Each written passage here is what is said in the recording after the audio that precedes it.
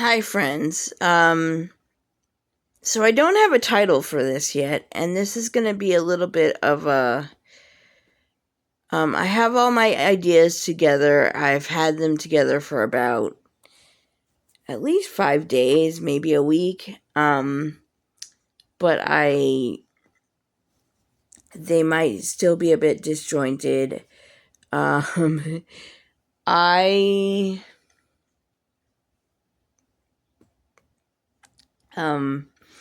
I've been thinking about. Well, yeah, I've been thinking about this particular video for like about a week-ish. My last video, I really was thinking about it for weeks and weeks, and I had recorded it, and honestly, I'm sorry because the first version that I recorded was a little bit more organized, but then I had used like a horrible example. So, we'll try to just do our best for this video.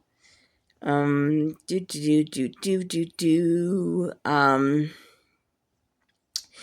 this video is about sort of like a little bit of myth busting.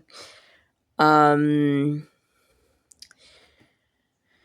I'm always saying, like, I don't necessarily recommend my path for anyone else. I think, like, it's not even possible.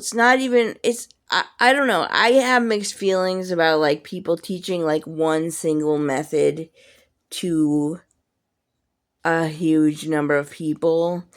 Because I feel like, I mean, it could be the way in, but it might be also, I don't even want to say mental block, but I do feel like one size definitely doesn't fit all. And so I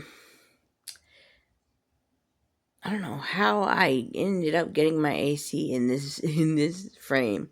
That's my old AC, but yeah. So basically, about my path, I mean, there were like a lot of weird things about it, like weird in my estimation, and I don't say that lightly, like weird in that they were kind of extreme. Like, I feel like in my case, I probably went through my path partly because I had so many near misses with like not even necessarily near death experiences, but I don't know, I didn't have pre-birth memories, but I did almost die at birth, which is, I think, among a lot of mediums and stuff, it can be like common to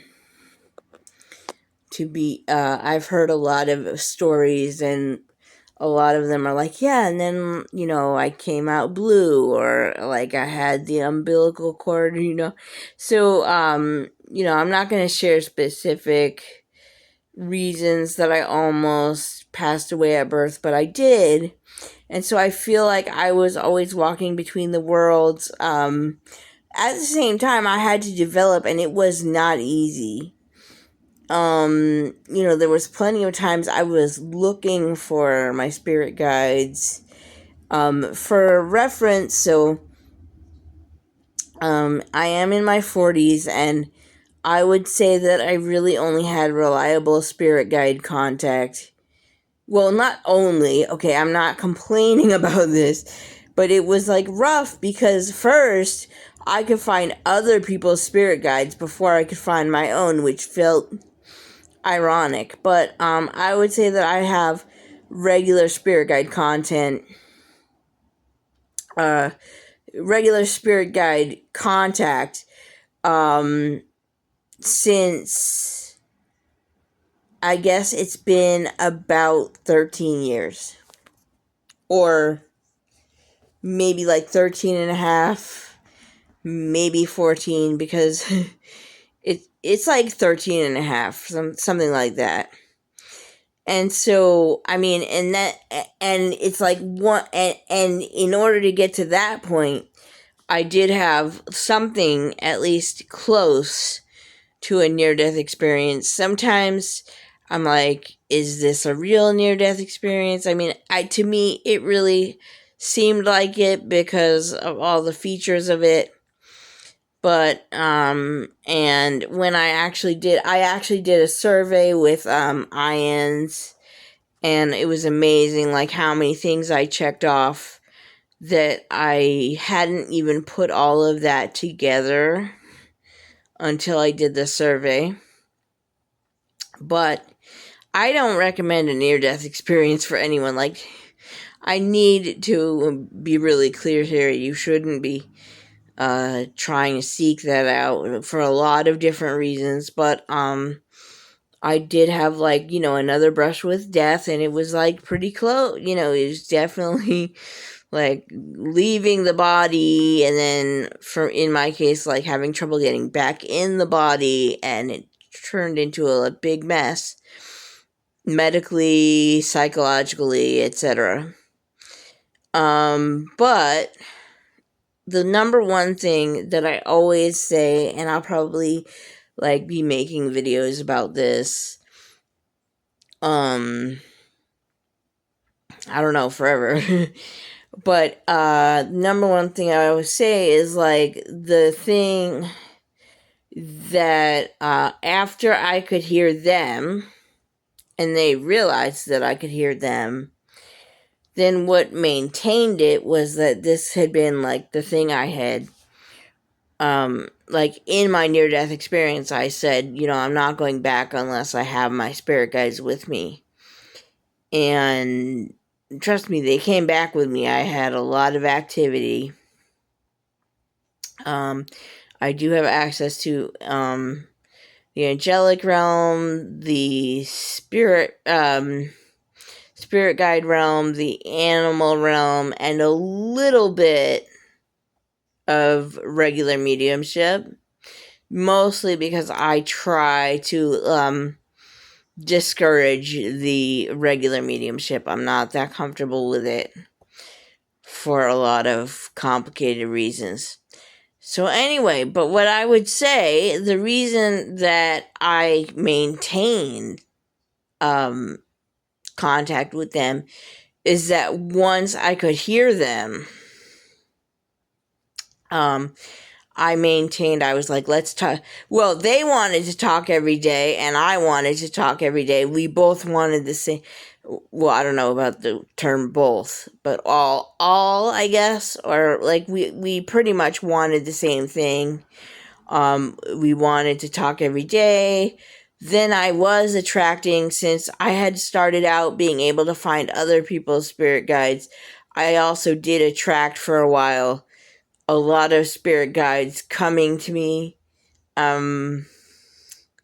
for sort of like mental triage, or like a like talking about psychology of spirit guides. That was my big interest. I was like, if you're going to be my spirit guides, like, I want to know what it's like over there. And so I would ask all these questions.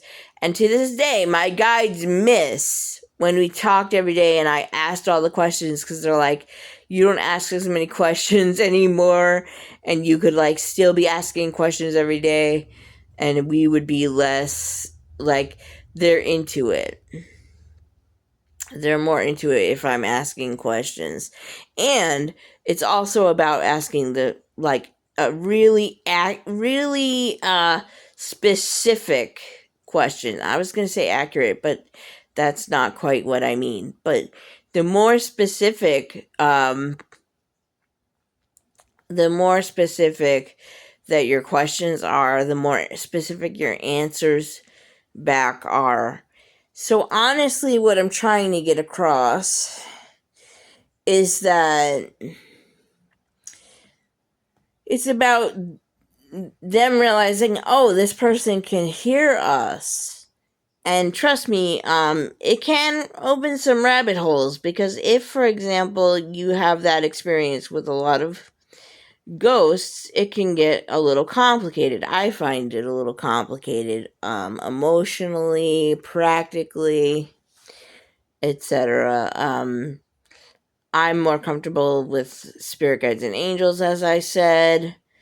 and animals. And so gradually over, I'm someone who didn't have to pick, like, if I had a specialty, it's spirit guides and angels, but I didn't really have to, like, pick, like, saying, like, how am I gonna make this my profession, so I better, like, get really good at, like, talking to ghosts. I didn't, like, have to go through that for a variety of reasons. There are a couple medical reasons, there are a couple, yeah, there was, like, just reasons that I didn't have to do that and stuff. And so, so I basically, I was really interested in the psychology of spirit guides, and I asked questions, like, every day. At the time that I had time to do this, I was, like, really medically incapacitated, but I could get to the spirit realm because I was basically only half here, and most of the time only, like, half in my body. So I could ask a lot of questions, even though I was very, very, like, incapacitated at the time. And so, like I said, it wasn't, like, an easy path, but it was, like, my interest. And sorry, my eye is itching so much, and, like, very, seems like, I'm sorry. But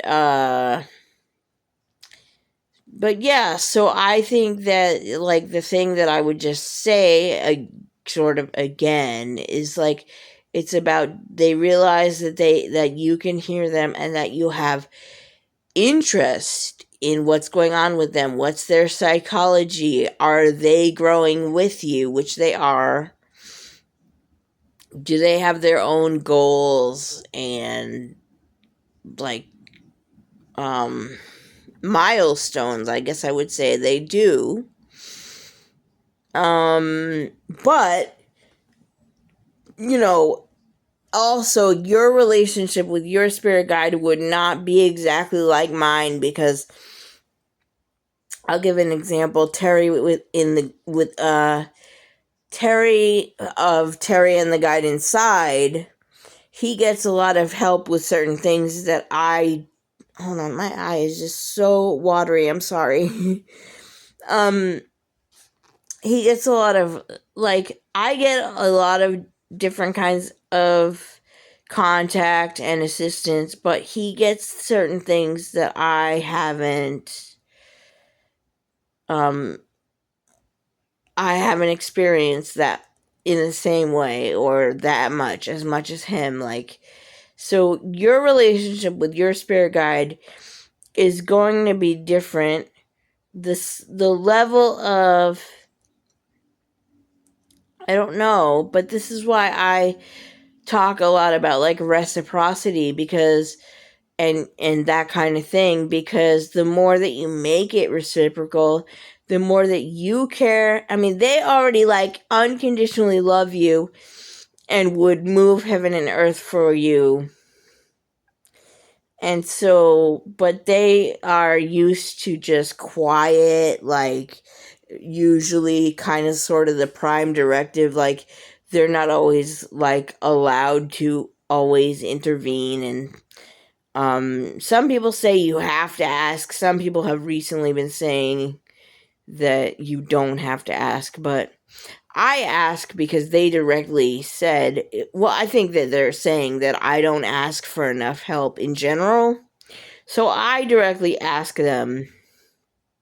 And Terry and the Guide Inside definitely directly asks them for certain things.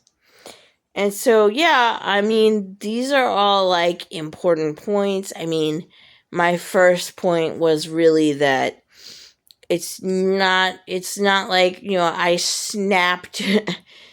I did, like, definitely hear well, I don't know about hearing. I don't know. It's complicated because I was 4, but I was aware of my spirit guide when I was, like, 4 or 5 years old. But I couldn't, like, how do I get his name, right? But I knew that there was, like, a male spirit guide with me when I was like 4 or 5 years old, and then I was pretty sure that it was probably two different, maybe like one angel and one spirit guide that I was aware of when I was younger. And, but I was in an extreme childhood situation. So, I mean, I think, and a lot of people have like an imaginary friend, and he did basically, like, I didn't, then I went and was like just living my life for like a while, and I really only made contact again around 13 and a half years ago. And then it's like now it was like the main thing that I wanted out of life. And so I dedicate time to it every single day. So I don't know. Those are my thoughts right now on making it reciprocal, making it a priority. I'm sorry about that. I can't tell if you can see if my eye is red, but it's very intense. I don't know. Sometimes at night or like something like that happens to me where my eye is like watery. Anyway, I hope this is helpful to give some context, because I don't want anyone to feel a certain way about this with me. Like, my channel originally was about spirit guides, and it is like basically part of my special interest and a large part of my life.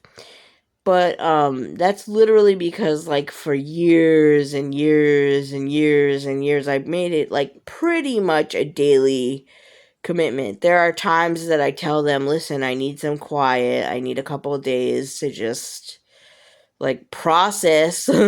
Like, for example, like right now I'm like learning about parallel realities and stuff, and sometimes I'm just like, oh, like I need like a day to like just chill for a second on this. But other than that, it's like a daily contact. But I mean, there were a lot of years where I was like, where are they? Where are they? Because I knew they were real, but I couldn't find mine again. And it was craziness, honestly. It really was craziness. I mean, I feel like I barely survived, even though I eventually found them and they've been helping me since then. But I really feel like there were like times that I barely survived. But I'm here and I'm not complaining. I'm just saying it's been a lot. Okay, so I hope this is helpful.